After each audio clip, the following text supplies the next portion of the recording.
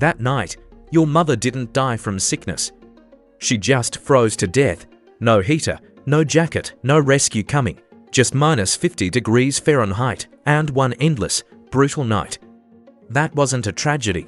That was just Tuesday for ancient people on American soil 13,000 years ago. You think Chicago winters are cold? Think again, because you have no idea. The Great Plains back then were colder than Alaska today. The Laurentide ice sheet was over a mile thick. It buried the entire northern half of America. Global temperatures were 6 degrees lower than now. Just 6 degrees, but 6 degrees is life or death. Where did humans actually live back then? South of the ice, on the vast, open grasslands. Montana, Wyoming, Colorado, New Mexico today. Winter there lasted 8 months every single year. 8 months of freezing, 8 months of fighting to breathe. But incredibly, the landscape was teeming with life. Giant bison herds, each one weighing over a ton. Columbian mammoths the size of a school bus. Giant ground sloths standing 13 feet tall. Saber-toothed cats weighing over 600 pounds. Dire wolves bigger than modern grey wolves, all of them there, all hungry, all dangerous. And in the middle was us, fragile and completely exposed. The Clovis people, the first true Americans. They had nothing but intelligence and their bare hands. And those hands did the impossible. They started with the simplest thing, fire. Fire wasn't just for warmth, it was a survival machine. It cooked food, unlocking more nutrition. It hardened wooden spears, turning sticks into weapons. It scared away predators during the terrifying nights.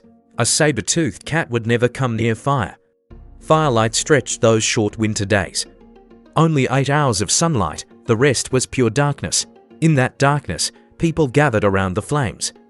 They told stories, taught children, passed down knowledge. Fire was humanity's first university. But keeping fire alive was never simple. No lighters, no matches, no modern tools.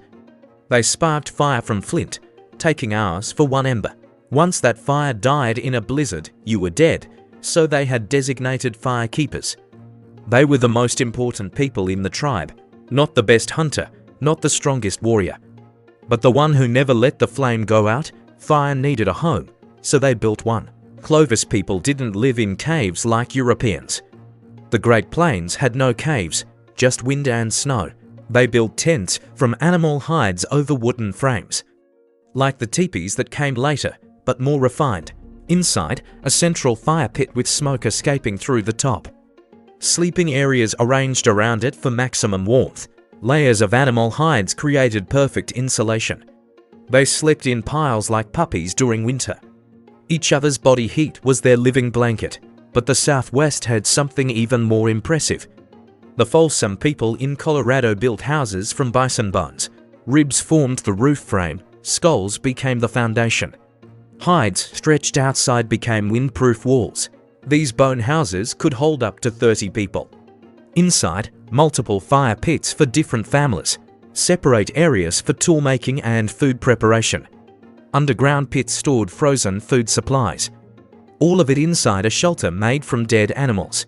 No architects, just hard-won experience, but what amazed me most was their community spirit. No one survived alone in that frozen world. A tribe had 25 to 50 people, but it went beyond. They connected with other tribes across the region. Hundreds of people in a vast social network. They knew everyone, knew every skill each person had. The old man couldn't hunt anymore but knew every plant. Knew which roots were edible under deep snow. Knew which streams still had fish when winter got brutal. The old women were the brains of the entire tribe. They tanned hides, sewed clothes, cooked, and healed. No doctors, they were everyone's physicians. No libraries, they were walking books.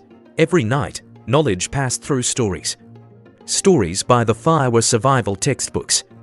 A 5-year-old already knew which mushrooms were poison.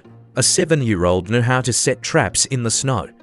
They lived short lives, maybe 35 years, but their knowledge was eternal. Clothing. What do you think they wore in that cold? Imagine being naked in Montana during winter. You'd be dead within hours. That's just the truth. Clovis people used thick bison hide with heavy fur.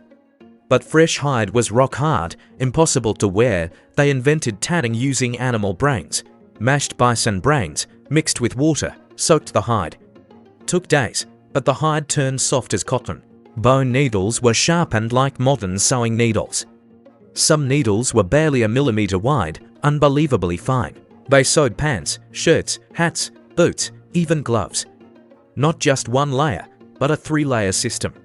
Inner layer for sweat, middle layer for warmth, outer layer blocked wind and repelled water. Sound familiar? Exactly like modern mountaineering gear. They invented it 13,000 years ago, no brands. Just survival needs and practical intelligence.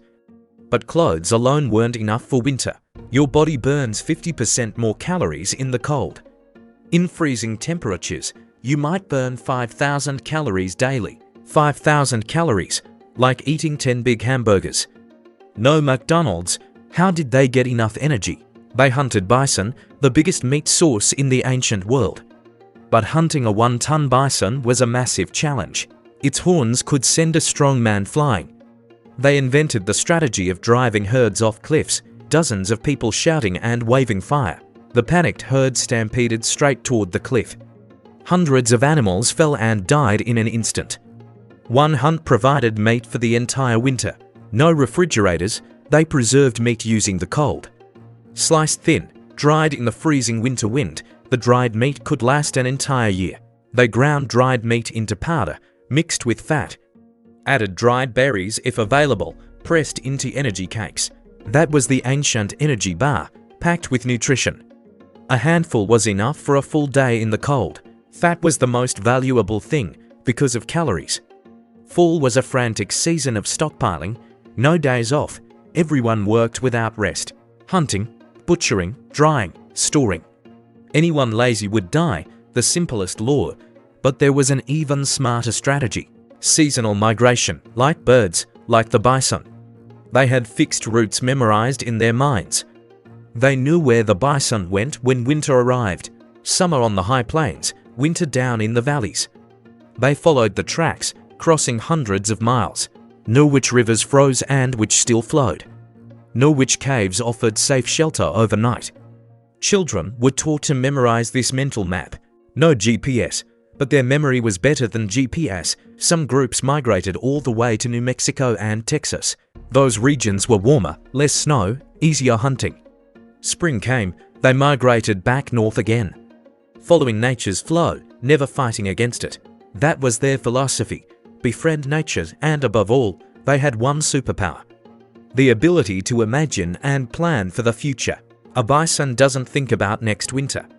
But the Clovis people absolutely did. They stored more than they needed right now. They repaired shelters before the blizzard arrived. They sewed thicker clothes when they sensed unusual cold. They observed, remembered, and predicted. That's the real superpower of our species. The rock paintings in the American Southwest. Not just art, but survival databases. They drew animals with anatomical accuracy. Recorded their behavior, seasons, and hunting methods. Later generations studied these images to learn. Art was information technology in the ancient world. They even made music, bone flutes 12,000 years old. Music kept spirits alive during the long winter nights. When the soul stays strong, the body endures. There was no luck in that frozen landscape. Everything was the result of collective intelligence. Thousands of years of experimentation, failure, and learning. Every failure was a death. Every success was a lesson. Lessons passed through hundreds of generations. They left us the secrets of survival. Not through books, but through genes and culture. If you were dropped into that situation today, could you make fire from 2 pieces of rock? Would you know which plants are edible in the snow? Could you sew clothing from animal hides? Our ancestors had all those skills. We traded skills for comfort and convenience. A trade-off I admit was absolutely worth it.